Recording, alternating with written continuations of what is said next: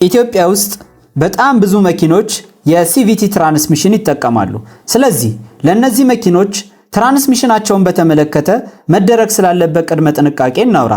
አንደኛ፣ ዘይት መቀየር ቢያንስ በ30,000 ማይል ወይም ከ45,000 እስከ 50,000 ኪሎ ሜትር። ይህን ስንሰራ የምንቀይረው ዘይት ለመኪናችን ተስማሚ መሆኑንና ደረጃውን የጠበቀ መሆኑን ማረጋገጥ ያስፈልጋል። በተጨማሪም እንደ መኪናው አይነትና እንደ አስፈላጊነቱ አንድ ላይ የዘይት ፊልተርም ይቀየራል። ሁለተኛ፣ በየወሩ የትራንስሚሽን ዘይት ሁኔታ ማየት፣ አለመጉደሉን፣ አለመቆሸሹን፣ ባዕድ ነገር አለመቀየጡን፣ ፍሳሽ አለመኖሩን ማረጋገጥ። ምክንያቱም የዘይት መጠኑ ዝቅተኛ ከሆነ ውስጥ የሚገኘው ቼን ቤልት እንዲንሸራተት በትክክል እንዳይሽከረከር ያደርጋል። መኪናው አቅም እንዲያንሰው እና ትክክል እንዳይሰራ ያደርጋል።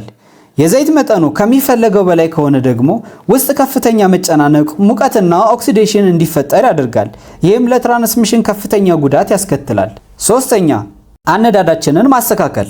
ነዳጅ ድንገት በጣም መጫን፣ ፍሬን ድንገት በጣም መጫን፣ ድንገት መልቀቅ፣ ድንገት አጥብቆ መያዝ የመሳሰሉት የመኪናውን ትራንስሚሽን ሲስተም በነፃነትና በትክክል ስራውን እንዳይሰራ ያደርገዋል።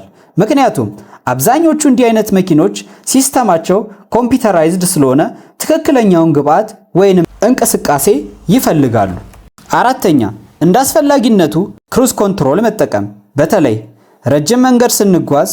ምክንያቱም ይህ ሲስተም የሞተሩን አርፒኤም ወይንም ደግሞ ዙር ዝቅተኛና የተመጣጠነ ሆኖ እንዲሰራ ስለሚያደርገው። አምስተኛ፣ የተበላሸ ሴንሰር ካለ፣ የደከመ የቆሸሸ በትክክል የማይሰራ ስፓርክ ፕለግ ካለ እና ሌሎችም የሞተር ችግሮች ካሉ በፍጥነት እንዲስተካከሉ ማድረግ። ስድስተኛ፣ ዳሽቦርድ ላይ ያሉ ምልክቶች በጣም ጠቃሚ ስለሆኑ እነሱን በትክክል መከታተል። ሰባተኛ፣ የተለየ ድምፅ ስንሰማ ወደ ባለሙያ መውሰድ።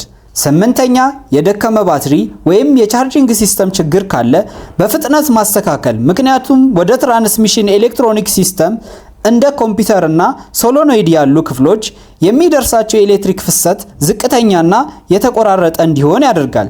ይህ ደግሞ ትራንስሚሽኑ በትክክል እንዳይሰራ፣ አቅሙ እንዲደክም እና ኤሌክትሮኒክ ክፍሎች በቀላሉ እንዲበላሹና ስራቸውን በትክክል እንዳይሰሩ ያደርጋል።